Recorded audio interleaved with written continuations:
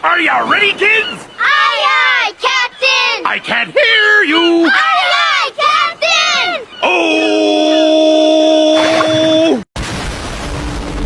Kebijakan dan alasan bubar kabinet di Juanda.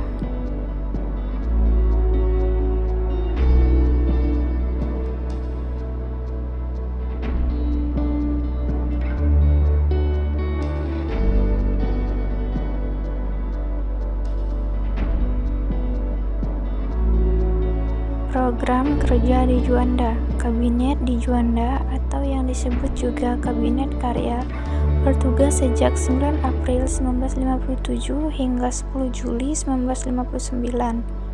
Kabinet di Juanda dipimpin oleh IRH di Juanda Karatawijaya bersama 3 wakilnya yaitu MR Hardi, Idam Khalid, dan DR Laimena. Selama bertugas, Kabinet di Juanda merencanakan sebuah program kerja yang disebut Pancakarya.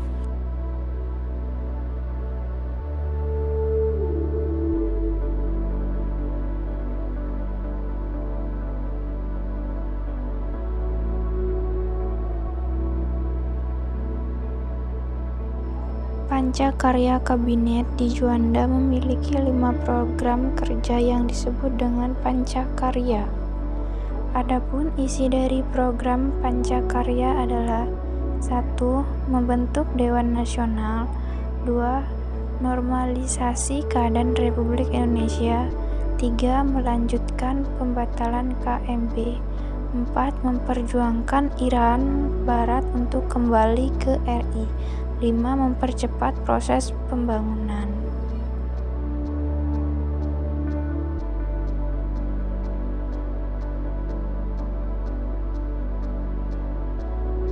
Dewan Nasional memiliki fungsi untuk menampung dan menyalurkan keinginan-keinginan kekuatan sosial yang ada dalam masyarakat.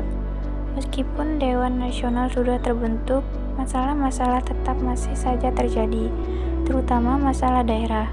Dengan adanya masalah daerah ini menyebabkan hubungan pusat dan daerah menjadi terganggu.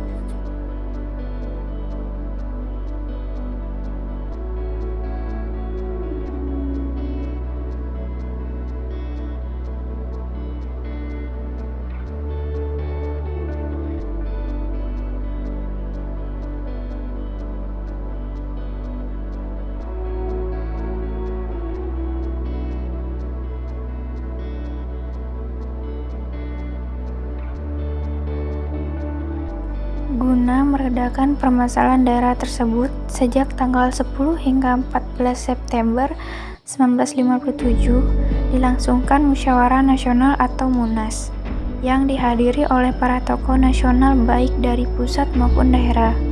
Pada 24 November hingga 4 Desember 1957 diselenggarakan Musyawarah Nasional Pembangunan atau MUNAP.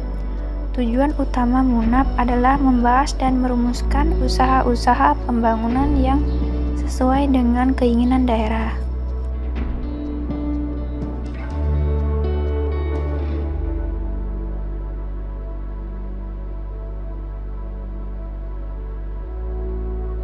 Salah satu kebijakan penting yang dihasilkan oleh Kabinet di Juanda adalah Deklarasi di Juanda.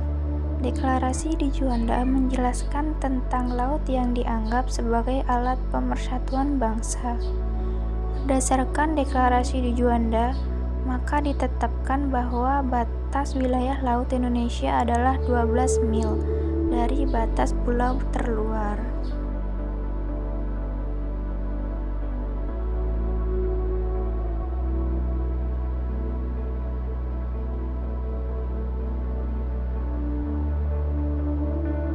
Pada akhirnya, kabinet di Juanda harus dibubarkan setelah terbentuknya demokrasi terpimpin, di mana Presiden Soekarno mengumumkan pembentukan kabinet kerja. Kabinet Juanda berakhir disebabkan karena kegagalan kabinet tersebut dalam mengatasi pergolakan PRRI atau Permesta, serta adanya peristiwa Cikini, yaitu peristiwa percobaan pembunuhan terhadap Presiden Soekarno pada tanggal 30 November 1957.